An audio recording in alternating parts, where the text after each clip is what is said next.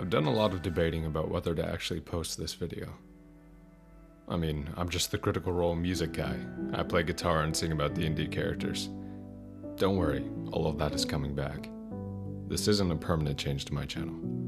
In fact, I have a few exciting new collaborations coming up, so stay tuned.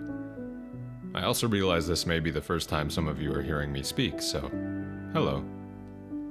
Anyways, the point is, this is different from what I normally do.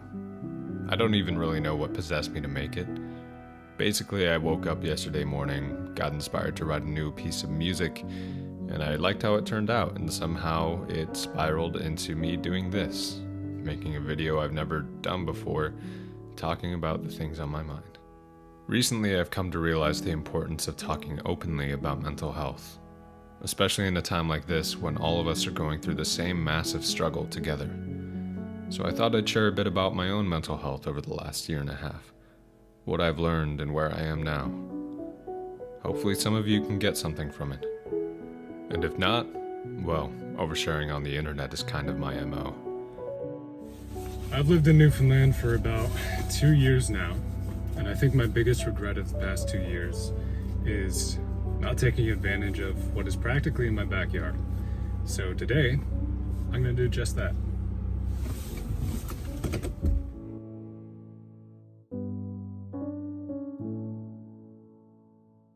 I love Newfoundland.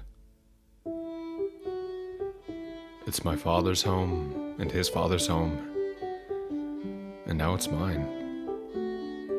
My career and my future may take me somewhere else one day, but a piece of me will always live on the rock.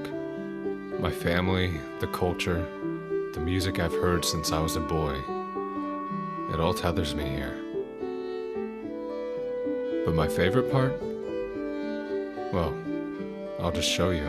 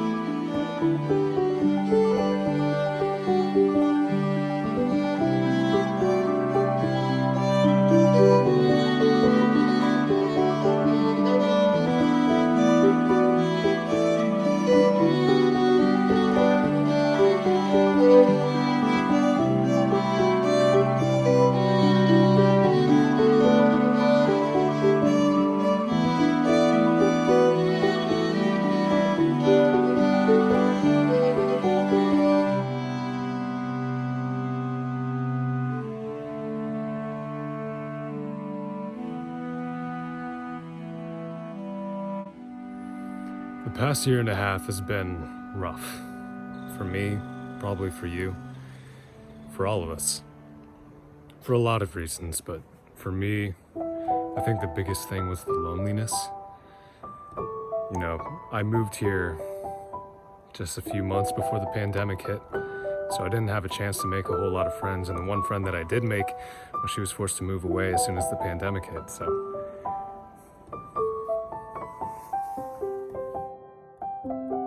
The pandemic hit hard, and suddenly I was alone. I had some family up here, but I didn't really know them very well. And while I love them dearly, we don't have much in common. Most of my days were spent in isolation, using music to cope. That's why I make so goddamn much of it. All the while I was dealing with some enormous personal dilemmas, family tragedies kept stacking up, and I acquired an eye condition that's extremely hard to live with sometimes, and told I would never be rid of it. I shut down, tried to ignore everything and hope it would go away. That didn't work.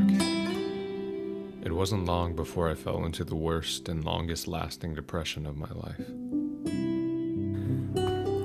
Trying to keep my eye out for some chanterelle mushrooms because I found them on this path before, and if I remember correctly, they should be in season. This is not a chanterelle. I probably shouldn't eat that.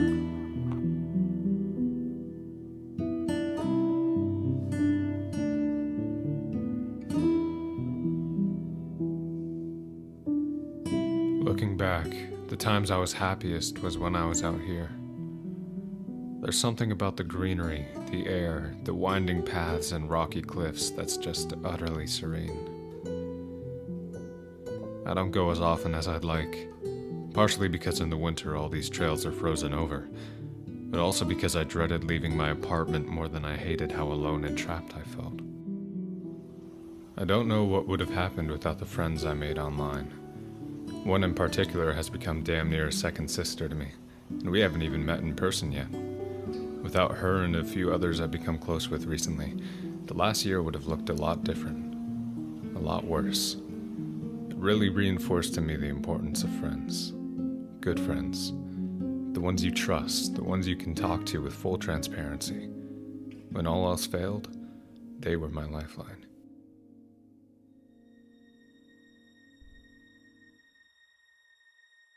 In a way, the worst year and a half of my life has also been the best. The changes I've made have brought me closer to being the man I strive to be. Someone who values compassion, love, acceptance, who can give to the world just as much as he can take from it. And most of all, I've started learning how to love myself. Something entirely new to me. I'm glad to be able to say now that for the past few months and counting, I've been the happiest I've ever been in my life. I'm pursuing my passion with the full support of my family. I'm making new friends I want to keep for the rest of my life. And I know myself better.